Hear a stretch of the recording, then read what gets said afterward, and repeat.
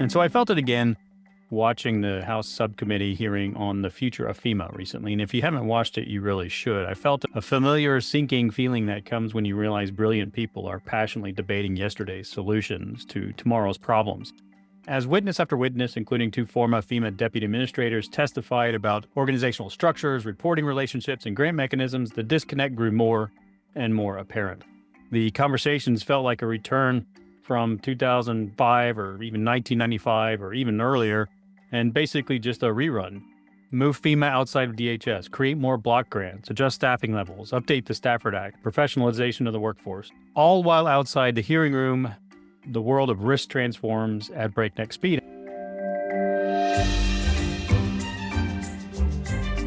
Hi, everyone. Welcome to the Crisis Lab Podcast. I'm Colin, and I'll be your host today. And today we're going to cover an article I recently published on LinkedIn, which is basically how the same old answers won't solve new problems.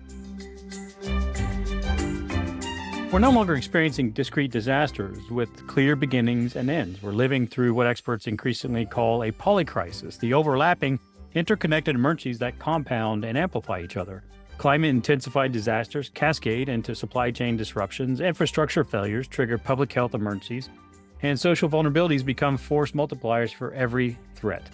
And as this polycrisis is hardening into what may define the next generation of emergency management, what I call, or it's typically called, a perma-crisis, a state of persistent, overlapping emergencies where the, quote, return to normal, unquote, never really arrives, where recovery from one disaster blends seamlessly into preparation for or response to the next. And yet our institutional responses remain locked in this paradigm built for a different era.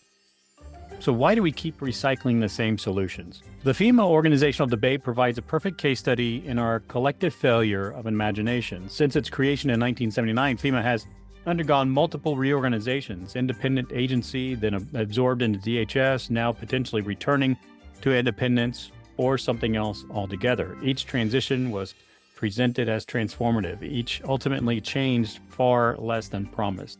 So why does this happen? Why, when facing increasingly complex challenges, do we default to the same set of solutions? The institutional forces are quite powerful. So first, career incentive structures. For career professionals, proposing radical departures from established frameworks carries significant risk with limited reward. Innovation means uncertainty, and uncertainty threatens funding, resources, and career advancement. Our systems reward those who expertly navigate existing structures, not those who question whether those structures serve their intended purpose. The result is a professional class incentivized to improve rather than reimagine, to solve the problems within their authority rather than questioning whether that authority framework itself creates problems. Second, we have a cognitive limitation of expertise. Expertise itself creates powerful cognitive constraints. The deeper our knowledge within a domain, the more we understand its logic, history, and structure, and the harder it becomes to imagine an alternative.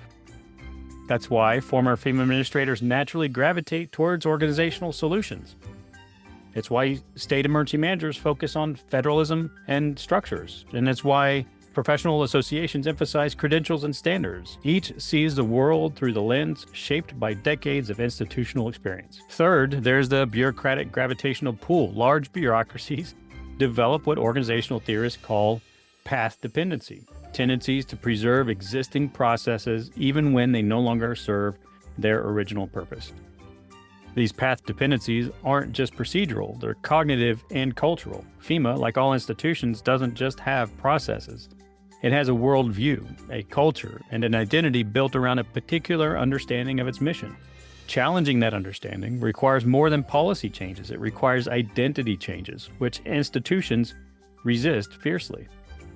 And fourth, we have political time horizons.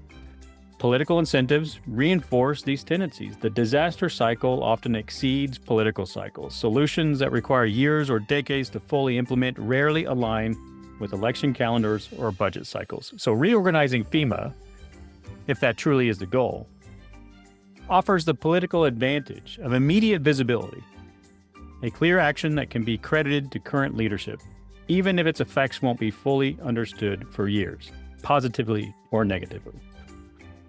More transformative approaches might address root causes, often lack this political immediacy. And then we have the expertise trap. The testimonies at the hearing weren't wrong. They were thoughtful, informed by decades of experience and deep institutional knowledge. Each witness spoke compellingly from their domain of expertise. Former FEMA administrator envisioned a better FEMA, free and independent from DHS constraint. State representatives advocated for empowering state and local responses through block grants. And professional organizations and leaders highlighted the importance of standardized training and certification. Each perspective contained valuable insights. Each reflected legitimate concerns and real-world experience, and each remained comfortably within the boundaries of its own professional worldview. The very comfort that may be our greatest vulnerability in an era of unprecedented change.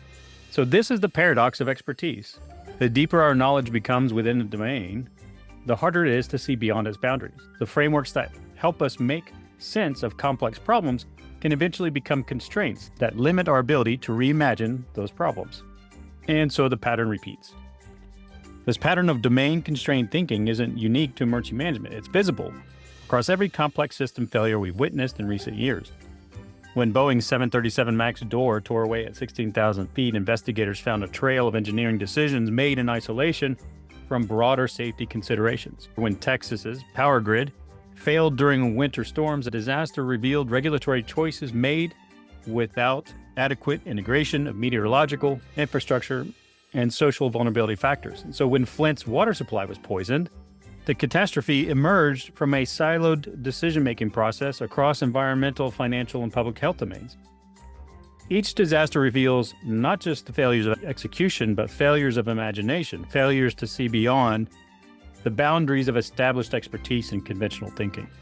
In Lahaina, where hurricane-force winds drove a devastating fire through the heart of a historic town, the subsequent investigation revealed a fragmented approach to risk. A state fire marshal position had been abolished in 1979. Vegetation management responsibilities were unclear. Weather warnings, evacuation protocols, and emergency communications operated in separate systems rather than as an integrated whole.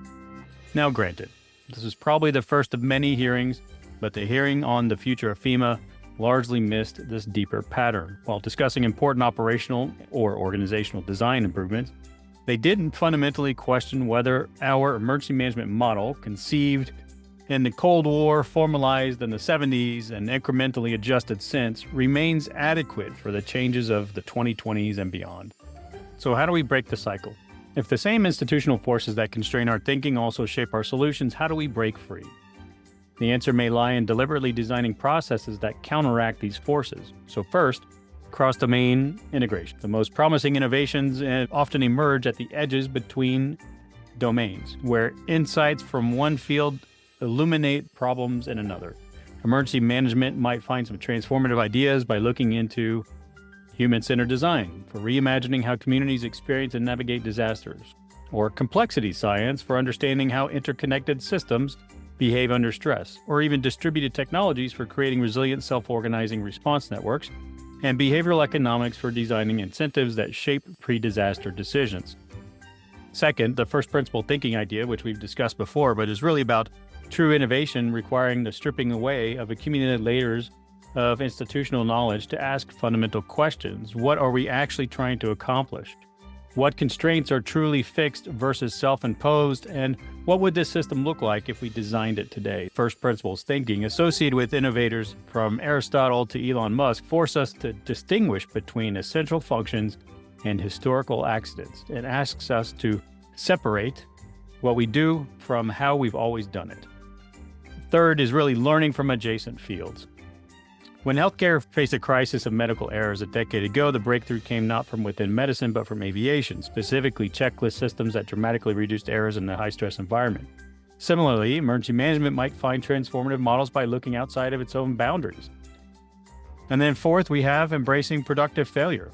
Innovation requires tolerance for failure, not catastrophic failure that harms communities, but productive failure that generates learning.